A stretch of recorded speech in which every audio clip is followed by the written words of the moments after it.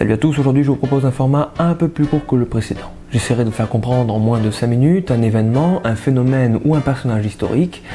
Et comme j'ai la flemme de chercher un premier sujet, amis lycéens, ouvrez bien vos oreilles. Aujourd'hui je travaille pour vous. Je traiterai dans cette vidéo du premier chapitre que les ES et les L auront au bac cette année. Et ce premier chapitre c'est... les mémoires. Ils l'ont gardé celui-là? Bon ben c'est parti, hein. Compte à rebours, on y va.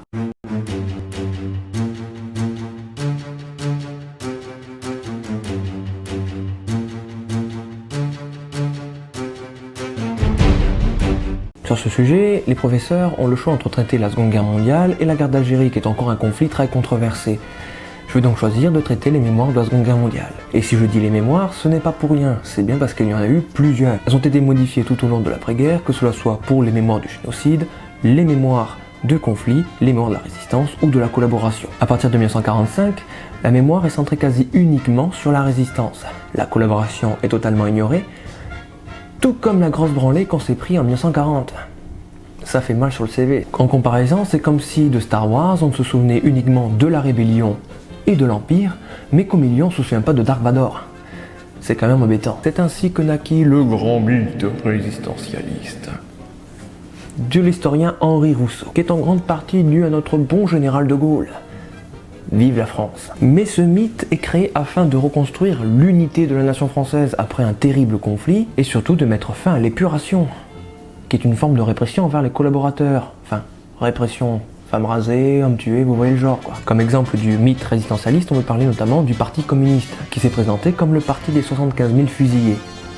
Alors qu'en fait, il n'était que 25 000. Bon, c'est déjà énorme, mais quand même. On peut également parler de la création de lieux de mémoire, tels que le plus connu, le Mont Valérien. En 1964 également, on déplace les cendres de Jean Moulin au Panthéon.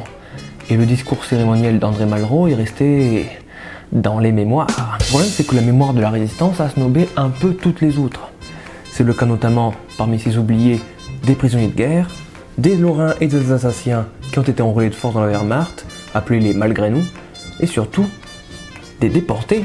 La Shoah n'est pas encore reconnue à cette époque. De cette période, un historien à retenir, c'est Robert Harron, et son histoire de Vichy, où il ignore totalement la collaboration, mais surtout il formule une nouvelle théorie historique. C'est la fameuse théorie du glaive et du bouclier. De Gaulle aurait été le glaive pourfendeur du nazisme, pendant que Pétain aurait défendu la nation par la collaboration. Autant dire que cette théorie n'a pas fait long feu, puisque dans les années 70, de nombreux ouvrages sont sortis, d'historiens importants, s'inscrivant dans un contexte de déclin du gaullisme et du communisme, et également s'inscrivant dans un esprit contestataire, suivant mai 68. Une de ces œuvres est de l'historien américain Robert Paxton, sorti en 1973, c'est La France de Vichy. Cet ouvrage a fait l'effet du monde puisque l'État français était mis face à ses actes durant la Seconde Guerre mondiale, et surtout pire, face à des actes que les Allemands n'avaient même pas demandé, tels que la rafle du Veldiv. Qui a dit qu'on avait besoin des Allemands pour collaborer?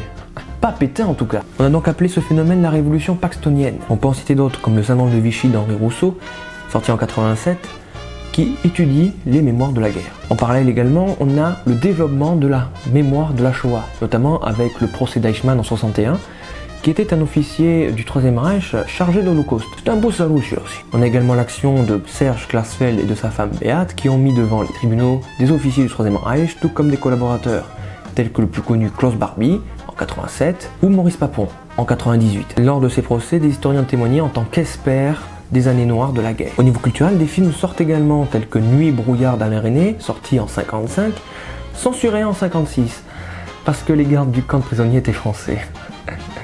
Ouais, la censure, ça se faisait déjà à l'époque, ouais. Un peu comme aujourd'hui. Ou plus connu encore, la sortie en 85 du film Shoah de Claude Lanzmann. Bon, pour beaucoup, ce film est long et chiant, ce qui n'est pas mon avis.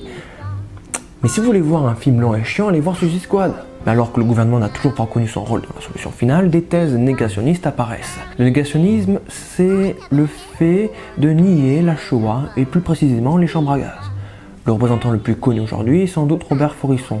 En 1990, le gouvernement français fait passer la loi Guesso, qui reconnaît comme illégal le déni des crimes contre l'humanité.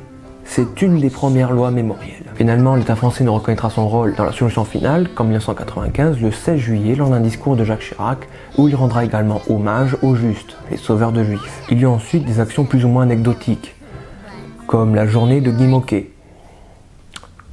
que je n'ai pas faite, comme la plupart de ma génération. Ce qu'il faut retenir, c'est que l'extension de la mémoire dans les années 90 a mené à une notion aujourd'hui très en vogue. C'est le devoir de mémoire, qui est plus ou moins l'obligation de se souvenir de phénomènes passablement tragiques pour ne pas que cela se reproduise. Normal quoi. Notamment cette notion qui renouvelle l'avertissement contre le danger négationniste que l'historien Pierre Vidal-Naquet présente comme les assassins de mémoire. Très bonne ouverture pour vos copies si vous avez. Merci de regarder cette vidéo. Si elle vous a plu, n'hésitez pas à lâcher un pouce bleu, à vous abonner ou tout simplement et surtout à commenter. Vos avis sont toujours intéressants pour moi. Quant à moi, je vous dis à bientôt pour une nouvelle vidéo, plus ou moins longue, à voir. Et donc sur ce, je vous dis ciao.